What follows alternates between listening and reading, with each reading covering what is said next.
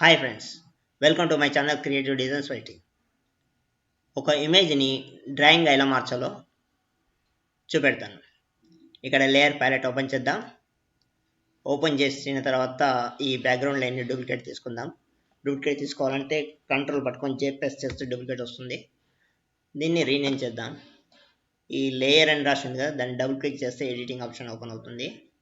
So దీన్ని drawing అని మార్చేద్దాం, rename చేద్దాం. డ్రాయింగ్ రీనేమ్ చేశాను కదా. సో దీన్ని అనేది ఈ లేయర్ బ్లెండ్ మోడ్ని కలర్ డార్జ్గా సెట్ చేద్దాం. ఓకే, దీన్ని ఇన్వర్ట్ చేద్దాం. ఈ లేయర్ని ఇన్వర్ట్ చేద్దాం. ఇన్వర్ట్ చేయాలంటే మనము ఇమేజ్ అడ్జస్ట్మెంట్స్ ఇన్వర్ట్ అయింది కదా. ఇక్కడ మొత్తం వైట్గా అయిపోయింది. సో ఇది మళ్ళీ మనకు ఇమేజ్ రావాలంటే ఫిల్టర్లోకి వెళ్ళి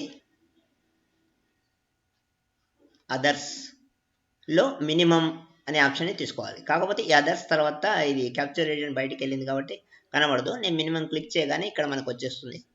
రైట్, ఇక్కడ వచ్చేసారు. మినిమం ప్యాలెట్ ఓపెన్ అయింది.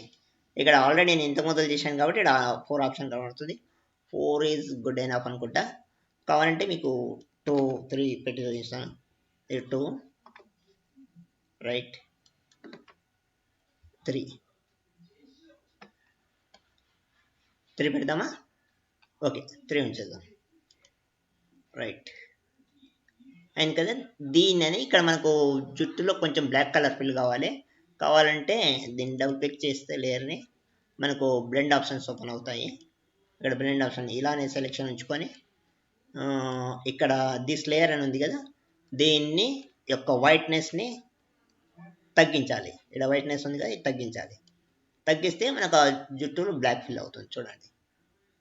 రైట్, కానీ కొంచెం రఫ్గా ఫిల్ అవుతుంది. స్మూత్గా కావాలంటే మనం ఇక్కడ ఈ వైట్ స్లైడ్కి 2 భాగాలుగా ఉన్నాయి కదా, అతుకొని ఉన్నాయి కదా, వాటిని డివైడ్ చేద్దాం. ఓకే, ఆల్ట్ పట్టుకొని కీబోర్డ్లో ఆల్ట్ కీ పట్టుకొని ఇక దీనిపై ప్రెస్ చేస్తే డివైడ్ అవుతుంది. ఇలా సపరేట్ చేసుకుందాం. ఇది కొంచెం ముందుకు తీసుకెళ్ళి రైట్ అంటే స్మూత్గా వస్తుంది అనమాట కొంచెం. రైట్, వచ్చేసింది.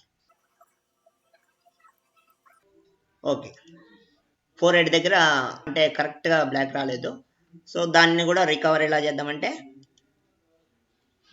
ఇదే లేయర్కి, డ్రాయింగ్ లేయర్కి క్లిప్ మాస్క్ అప్లై చేసి ఈ మాస్క్ లేయర్ సెలెక్షన్ ఉంచుకొని మనం జూమ్ చేస్తే ఇది కొంచెం బాగా కనబడుతుంది. జూమ్ చేశాను కదా. రైట్, బ్రష్ తీసుకొని ఫోర్గ్రౌండ్ బ్లాక్ ఉండాలి, గుర్తుపెట్టుకోండి. తీసుకొని నాకు కావాల్సినట్టుగా ఈ ఆపోసిటీ 20 ఉంది. సో ఓకే, ఇక్కడ పెయింట్ చేయాలి. రైట్, ఇప్పుడు ఫుల్ వ్యూ చూడండి.